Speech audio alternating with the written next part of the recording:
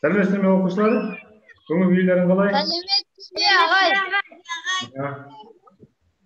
Бүгінгі сабағымыздың тақырыбы пайдалы қазба деген не?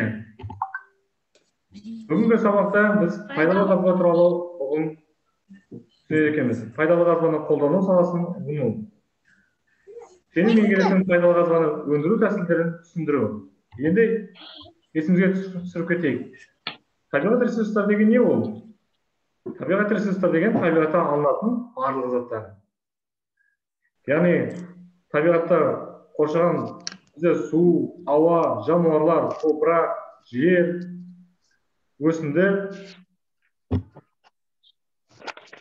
Мен дауысым естіліп тұр ма бала? Иә. Жер, пайдалы қазбалар, олардың барлығы табиғи ресурстарға жатады екен. Енді неліктен ресурстарды пайдалы қазба деп атайды? Пайдалы қазба дегеніміз жер қыртысынан қазба алынып, оны адам қажеттілігіне жарататын табиғи ресурс. Адам жерден қазба алынған соң қазба десе, оны өз қажеттілігінен қолданған соң, оны пайдалы деп атайды екен. Ал жер қыртысынан қазба алынған нәрсені, оны жер қыртысынан қазба алынған пайдалы қазбалардың жиынтығын кен деп атайды екен. Енді мына нәрсеге зерттеу жасап кетейік. Үй салу үшін пайдалы қазбаларды қолданылады, Енді сендерге керекті заттар, олар маркер, парақ. Үй салуға қажет болатын заттар тізімін жасап көрейікші қағазға. Не керек бізге үй салу үшін? Кірпіш, бетон, цемент, және де шифр, тас, құм, цемент. Жақсы. Осылардың енді қайсысы жерден қазып алынады? Құм жерден қазып алады. Дұрыс. Тағы? Тас. Жақсы, олай болса, пайдалы қазбалары олар жерге жақын, болмаса жердің түбінде орналасуы мүмкін. Жерге жақындарды экскаватормен қазып алынып, оларды ашық әдіс деп айтады. Ал қазып алынған нәрсе карьерлермен үлкен ойыстары пайда болады екен. Ал жердің түбінде терең орналасқан пайдалы қазбаларды оларды шахта қазып алынар екен. Олар арнайы вагондармен жер бетіне жеткізіледі екен. Оларға үлкен күш жұмсалады. Енді ол жабық әдіс. Иә, жабық әдіс. Ал енді Ол жабық әдіс. Жабық әдіс дұрыс айтасың. Ал енді мұнай сияқты сұйық заттарды оларды жерді бұрғылап, арнайы сорғыштармен сорғылып алынады екен. Енді олай болса, мұнай суреттерге назар аударайықшы. Бұл жерде қандай ұқсастықпен айырмашылық байқап отырмыз? Мұнай құрлықтағаны және де құрлықта бұрғылау. Мұнай құрлықтағаны емес, суда да болады екен. Екеуі де біріншісі құрлықта да және су астында да мұнай бар. Құрлықта тұр. Ал екіншісі орналасқан, екіншісі құрлықта.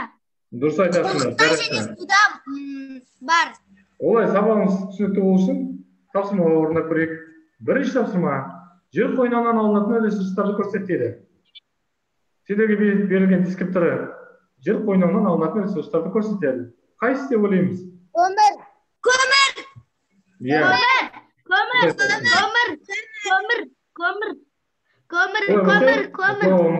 Тексеріп көрейік. Егер жауабымыз дұрыс болса, бағалашам әдісі бойынша бағалап кетейік.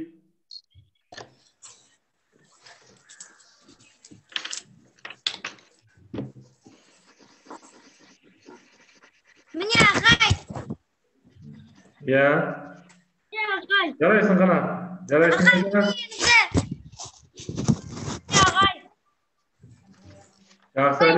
Дұрыс. Олай болса, келесі сұраққа көшейік тапсырмаға. Сәйкестендіру тапсырмасы. Яғни жаңа түсіндіріп өткендей, пайдалы қазбаларды өндірудің үш әдісі бар, оларды енді тиісінше сәйкестендірейік. Сендерге берілген төмендегі дискриптор берілген.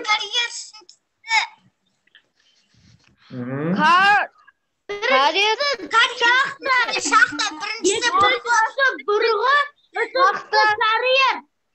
карьер ашық немесе жер бетінде шахта жатқан пайдалы қазбаны экскаватормен қазып алады. Шахта жердің терең қонуына жатқан көмірді шахтер солай болса, жауапты көрейік. Міне, ағашы мәнісі бойынша тексеріп көрейік. Егер жауабымыз дұрыс болса, жасыл түске, қате болса, қызыл түске. Егер жауап беруден қиналсақ,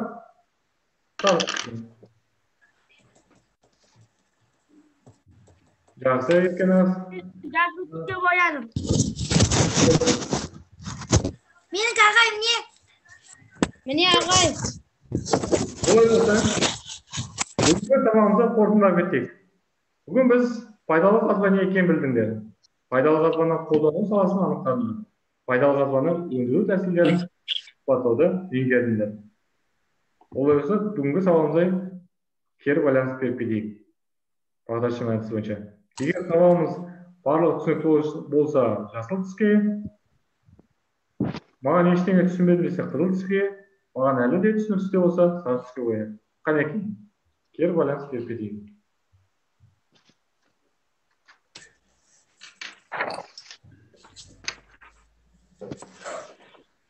Міне ағай. Жақсы Еркеназ. Біз Еркеназға сауап түсінікті болыпты. Міне ағай. Жарайсың, Исмайыл. Жақсы. Олай болса, үйге тапсырма алайық. Өз еліңде қандай пайдалы қазба барын анықтайсыңдар. Яғни үлкендердің көмегімен сұрап, сөздіктерден қолданып, біздің елімізде қандай пайдалы қазба бар екенін анықтап береміз. Сабаққа қатысқандарыңа рахмет. Сау болыңыздар. Сау болыңыз. Сау болыңыз.